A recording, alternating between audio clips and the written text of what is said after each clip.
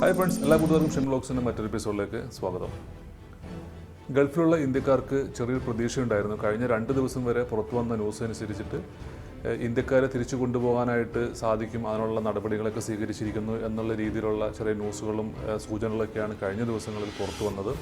UAE government ഭാഗത്തു നിന്നും അതുപോലെ തന്നെ കുവൈത്ത് ഗവൺമെൻറ് ഭാഗത്തു നിന്നൊക്കെ ശക്തമായ സമ്മർദ്ദമുണ്ടായിരുന്നു ഇന്ത്യക്കാരെ തിരിച്ചു കൊണ്ടുപോകാൻ എന്ന കാര്യത്തിൽ. അപ്പോൾ അതുകൊണ്ട് കേന്ദ്ര ഗവൺമെൻറ് ഭാഗത്തു നിന്ന് ഒരു അനുകൂലമായിട്ടുള്ള തീരുമാനങ്ങളൊക്കെ ഉണ്ട് എന്നൊക്കെയുള്ള രീതിയിലുള്ള ന്യൂസുകളാണ് പുറത്തു വന്നത്. എന്നാൽ ഇന്നലെ കേന്ദ്ര ഗവൺമെൻറ് കേരള ചെന്നൈ ഹൈക്കോടതിയിൽ നൽകിയിരിക്കുന്ന സത്യവാങ്മൂലം അനുസരിച്ചിട്ട് താൽക്കാലികമായിട്ട് വിദേശത്തുള്ള ഇന്ത്യക്കാരെ തിരിച്ചു കൊണ്ടുവരാൻ സാധിക്കില്ല, അത് പ്രായോഗികമല്ല എന്നാണ് അറിയിച്ചിരിക്കുന്നത്. നിലവിൽ ഇന്ത്യക്കാർ എവിടെയാണ് താമസിക്കുന്നത് അവിടെ തന്നെ തുടരുന്നതായിരിക്കും ഏറ്റവും നല്ലത്. രോഗവ്യാപനം തടയുന്നതിന് വേണ്ടിയിട്ട് ഏറ്റവും ഫലപ്രദമായ മാർഗം അതുതന്നെയായിരിക്കും എന്നാണ് കേന്ദ്ര സർക്കാർ ഹൈക്കോടതിയിൽ ബോധിപ്പിച്ചിരിക്കുന്നത്. ചില ആളുകളെ മാത്രം തിരഞ്ഞുപിടിച്ച് കൊണ്ടുവരുന്നത് വിവേചനപരമായിരിക്കും എന്നും അറിയിച്ചിട്ടുണ്ട്. കേരള ഗവൺമെൻറ് ഇതിനോടകം തന്നെ വിദേശികളെ, മലയാളികളെ സ്വീകരിക്കുന്നതിന് വേണ്ടിയിട്ടുള്ള സജ്ജീകരണങ്ങളൊക്കെ ഇതിനോടകം നടത്തി കഴിഞ്ഞു. എന്നാൽ കേന്ദ്രത്തിൻ്റെ ഭാഗത്തു നിന്നുള്ള ഇത്തരത്തിലുള്ള ഒരു നടപടികളാണ് ഉണ്ടായിക്കൊണ്ടിരിക്കുന്നത്. എന്തായാലും ഇനി എന്ന് നാട്ടിലേക്ക് തിരിച്ചു പോകാൻ സാധിക്കും, അതായത് ഇവിടെ കിടക്കുന്ന വൃദ്ധരും രോഗികളും അതുപോലെ തന്നെ അത്യാവശ്യ കാര്യങ്ങളൊക്കെ വന്ന ആളുകൾക്കൊക്കെ എന്ന് തിരിച്ചു പോകാൻ സാധിക്കും എന്നുള്ള കാര്യത്തിൽ ഇനിയിപ്പോൾ അനിശ്ചിതത്വം നിലനിൽക്കുകയാണ്. അപ്പോൾ ഈ ഒരു കാര്യമാണ് മുഖ്യമായിട്ടും നിങ്ങളോട് ഷെയർ ചെയ്യാനുള്ളത്. അപ്പോൾ ഇന്നത്തെ പ്രധാനപ്പെട്ട എന്തൊക്കെ ന്യൂസുകളുണ്ട് എന്ന് നമുക്ക് നോക്കാം. എല്ലാവർക്കും ഒരിക്കൽ കൂടി ഷിം വ്ലോഗ്സിൻ്റെ മറ്റൊരു എപ്പിസോഡിലേക്ക് വീണ്ടും സ്വാഗതം. ലോകത്ത് കോവിഡ് വ്യാപിച്ചുകൊണ്ടിരിക്കുകയാണ്. 22 ലക്ഷം ആളുകളാണ് കോവിഡ് ബാധിതരായിട്ടുള്ളത്. അതിൽ 1,48,000 ആളുകൾ കോവിഡ് ബാധിച്ച് ഇതിനോടൊപ്പം തന്നെ ലോകത്തിൻ്റെ വിവിധ ഭാഗങ്ങളിൽ മരണപ്പെടുകയുണ്ടായി. നമുക്കറിയാം, കഴിഞ്ഞ 1-2 ആഴ്ചകൾക്ക് മുമ്പ് ചൈനയിൽ നിന്നും തുടങ്ങി കഴിഞ്ഞ 1-2 ആഴ്ചകൾക്ക് മുമ്പ് ഇറാൻ, ഇറ്റലിയിലേക്കായിരുന്നു കൂടുതൽ മരണങ്ങളും രോഗങ്ങളൊക്കെ റിപ്പോർട്ട് ചെയ്യപ്പെട്ടുകൊണ്ടിരുന്നത്. എന്നാൽ ഇപ്പോൾ ഏറ്റവും കൂടുതൽ രോഗങ്ങളും മരണങ്ങളും റിപ്പോർട്ട് ചെയ്യപ്പെട്ടുകൊണ്ടിരിക്കുന്നത് US നിന്നുമാണ്. US ഏതാണ്ട് 6,80,000 കോവിഡ് ബാധിതരാണ് ഉള്ളത്. ഇന്നലത്തെ റിപ്പോർട്ട് അനുസരിച്ചുകൊണ്ട് 34,000 ആളുകൾ US മരണപ്പെടുകയുണ്ടായി. അതിലും ഏറ്റവും കൂടുതൽ മരണനിരക്ക് ഉള്ളത് ന്യൂയോർക്കിലാണ്. ഏതാണ്ട് 16,000 ആളുകളാണ് ന്യൂയോർക്കിൽ മരണപ്പെട്ടത്. ഇന്നലെ ഒറ്റ ദിവസം തന്നെ ഏതാണ്ട് 4,500 കോവിഡ് മരണങ്ങളാണ് US നിന്നും റിപ്പോർട്ട് ചെയ്യപ്പെട്ടത്. ഇതിൻ്റെ തൊട്ട് താഴെ ഉള്ളത് 1,84,000 രോഗികളുള്ള സ്പെയിനാണ്. അവിടെ ഏതാണ്ട് 19,000 ആളുകളാണ് സ്പെയിനിൽ മരണപ്പെട്ടിരിക്കുന്നത്. ഇപ്പോൾ ഇറ്റലിയിലെ കണക്കനുസരിച്ചിട്ട് ഇറ്റലിയിൽ 1,68,000 ആളുകളാണ്, അവിടെ മരണപ്പെട്ടത് 22,000 ആളുകളാണ്. ഇതാണ് കോവിഡിൻ്റെ നിലവിലെ ലോകരാജ്യങ്ങളിൽ ഏറ്റവും കൂടുതൽ മരണനിരക്ക് രേഖപ്പെടുത്തിക്കൊണ്ടിരിക്കുന്നത്. ഇന്ത്യയിലേക്ക് വരികയാണെങ്കിൽ ഇന്ത്യയിൽ ഇതുവരെ 469 പേരാണ് മരണപ്പെട്ടത്. ഏതാണ്ട് 13,000 ആളുകൾ രോഗബാധിതരായിട്ടുണ്ട്. നമുക്ക് മറ്റുള്ള രാജ്യങ്ങളിലെ അപേക്ഷിച്ചുകൊണ്ട് ഇന്ത്യയിൽ ഈ ഒരു ടെസ്റ്റ് നടത്തുന്ന കാര്യത്തിൽ വളരെയധികം പിന്നിലാണ്. വളരെ കുറവ് ടെസ്റ്റുകളാണ് ഇന്ത്യയിൽ നടത്തപ്പെട്ടുകൊണ്ടിരിക്കുന്നത്. അപ്പോൾ അതുകൊണ്ട് ഇന്ത്യയിൽ ഇപ്പോൾ ഇതുവരെ റിപ്പോർട്ട് ചെയ്തത് ഏതാണ്ട് 13,000 കേസുകളാണ് റിപ്പോർട്ട് ചെയ്തത്. അതിൽ തന്നെ മഹാരാഷ്ട്രയിലാണ് ഏറ്റവും കൂടുതൽ റിപ്പോർട്ട് ചെയ്തത്. ഏതാണ്ട് 3,200 ആളുകളിൽ കോവിഡ് റിപ്പോർട്ട് ചെയ്യപ്പെട്ടു. മഹാരാഷ്ട്രയിൽ തന്നെയാണ് ഏറ്റവും കൂടുതൽ മരണങ്ങൾ റിപ്പോർട്ട് ചെയ്തത്. ഏതാണ്ട് 194 പേരാണ് മഹാരാഷ്ട്രയിൽ മരണപ്പെട്ടത്. അതിനുശേഷം മധ്യപ്രദേശാണ്, അവിടെ ഏതാണ്ട് 75 ആളുകൾ മരണപ്പെട്ടു.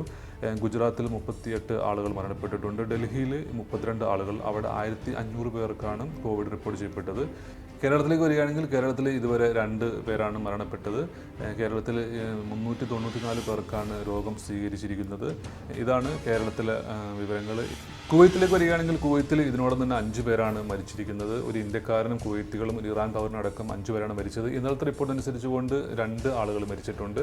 ഇപ്പോൾ 1,658 പേരാണ് ഒരു കുവൈത്തിൽ രോഗബാധിതരായിട്ടുണ്ടായിരുന്നത്. അതിൽ തന്നെ 258 പേര് രോഗവിമുക്തി നേടിയിട്ടുണ്ട്. വളരെ ആശ്വാസകരമായിട്ടുള്ള വാർത്ത തന്നെയാണ് കുവൈത്തിനെ സംബന്ധിച്ചിടത്തോളം. കാരണം രോഗവിമുക്തി നേടുന്നവരുടെ എണ്ണത്തിൽ നല്ലൊരു തോതിൽ തന്നെ വർധനമുണ്ടായിട്ടുണ്ട്. ഇപ്പോൾ ചികിത്സയിലുള്ളത് 1,395 പേരാണ്. നമുക്ക് അറിയാവുന്ന പോലെ തന്നെ ഇന്ത്യക്കാരിലാണ് ഏറ്റവും കൂടുതൽ രോഗവ്യാപനം ഉണ്ടായിട്ടുള്ളത്. 924 പേരാണ് രോഗം ബാധിച്ച് ചികിത്സയിലുള്ളത്. കുവൈത്തുകൾ 327 പേരും. നമുക്കറിയാം, കുവൈത്തിലെ 2 പ്രദേശങ്ങൾ ജലീബൽ ഷുയൂഖും അതുപോലെ തന്നെ മെഹബുള്ളയും ഇപ്പോൾ തന്നെ ലോക്ക്ഡൗണിലാണ്. തന്നെയുമല്ല, കമ്പനികളുടെ ചില അക്കോമഡേഷനും അതുപോലെ തന്നെ ചില വർക്ക് സൈറ്റുകളൊക്കെ ഇതിനോടകം തന്നെ ഐസൊലേറ്റ് ചെയ്തിട്ടുണ്ട്. അപ്പോൾ അതുകൊണ്ട് ഈ ജെന്യൂനായിട്ടുള്ള അല്ലെങ്കിൽ കോൺടാക്ട്സ് ഉള്ള കേസുകളൊക്കെ തന്നെയാണ് ഇപ്പോൾ ഇന്ത്യക്കാർക്കിടയിൽ റിപ്പോർട്ട് ചെയ്യപ്പെട്ടുകൊണ്ടിരിക്കുന്നത്. അതൊക്കെ തന്നെ വലിയൊരു ആശ്വാസകരമാണ്. ഇപ്പോൾ ഇത്തരം ന്യൂസുകളാണ് കുവൈത്തിൽ നിന്നും കോവിഡുമായി ബന്ധപ്പെട്ട് പറയാനുള്ളത്. ഇതെല്ലാം ഇന്നലത്തെ റിപ്പോർട്ടാണ്. മറ്റൊരു പ്രധാനപ്പെട്ട ന്യൂസ് എന്ന് പറയുന്നത് കുവൈത്തിൽ ഇന്നലെ 33 പേർ കൂടി കോവിഡ് വിമുക്തി നേടിയിട്ടുണ്ട്. ഒരു ദിവസം ഇത്രയും അധികം ആളുകൾ വിമുക്തി നേടുന്നത് ആദ്യമായിട്ടാണ് എന്ന് ആരോഗ്യമന്ത്രി അറിയിച്ചിട്ടുണ്ട്. കുവൈത്തിൽ ഇന്ന് 64 ഇന്ത്യക്കാർ ഉൾപ്പെടെ 93 പേർക്ക് കൂടി കോവിഡ് സ്ഥിരീകരിച്ചു. 83 പേർക്ക് നേരത്തെ കോവിഡ് സ്ഥിരീകരിച്ചവരുമായിട്ടുള്ള സമ്പർക്കം വഴിയാണ് കോവിഡ് ഉണ്ടായത്. 10 പേർക്ക് ഏതുവഴിയാണ് വൈറസ് ബാധ സ്ഥിരീകരിച്ചതെന്ന് കണ്ടെത്താനായിട്ടില്ല. ഇതോടെ കോവിഡ് ബാധിച്ചവർ 1751ആയി. ഇന്ന് ഒരാൾ കൂടി കോവിഡ് ബാധിച്ച് മരിച്ചിട്ടുണ്ട്. 68കാരനായ ബംഗ്ലാദേശ് സ്വദേശിയാണ് മരിച്ചത്. ഇതോടുകൂടി കുവൈത്തിൽ കോവിഡ് ബാധിച്ച മരണം 6 ആയിട്ടുണ്ട്. മറ്റൊരു പ്രധാനപ്പെട്ട ന്യൂസ്, പാസ്പോർട്ട് പുതുക്കാനാവാതെ ഒരുപാട് ഇന്ത്യക്കാർ ബുദ്ധിമുട്ടുന്നു എന്നുള്ള ഒരു ന്യൂസാണ് ഇന്നത്തെ പത്രത്തിലുള്ളത്. ഏതാണ്ട് കാലാവധി കഴിഞ്ഞിട്ടുണ്ടെങ്കിൽ 8 ദിനാർ ആണ് ഫൈൻ ഈടാക്കുന്നത്. അപ്പോൾ അത് ഒഴിവാക്കണമെന്നും ആവശ്യമുണ്ട്. നമുക്കറിയാം ജലീബൽ ഷ്യൂക്ക് ഇതിനോടകം തന്നെ ലോക്ക്ഡൗണിലാണ്. അവിടുത്തെ പാസ്പോർട്ട് സേവാ കേന്ദ്രം അടച്ചിട്ടിരിക്കുകയാണ്. പിന്നെ ഒരു സേവാ കേന്ദ്രമുള്ളത് ഫാഹിലാണ്. ഇപ്പോൾ ജലീബൽ ഷ്യൂക്ക് താമസിക്കുന്ന ആളുകളും അതുപോലെ തന്നെ ആ സമീപ പ്രദേശങ്ങളിലൊക്കെ ഉള്ള ആളുകളൊക്കെ ജലീബൽ ഷ്യൂക്കിലുള്ള പാസ്പോർട്ട് സേവാ കേന്ദ്രത്തിലാണ് പാസ്പോർട്ട് സേവനങ്ങൾക്കായിട്ട് വേണ്ടി പോയിക്കൊണ്ടിരുന്നത്. അപ്പോൾ അവിടെ ലോക്ക്ഡൗൺ ആയതുകൊണ്ട് അങ്ങോട്ട് പോകാൻ സാധിക്കുന്നില്ല, അത് അടച്ചിട്ടിരിക്കുകയാണ്.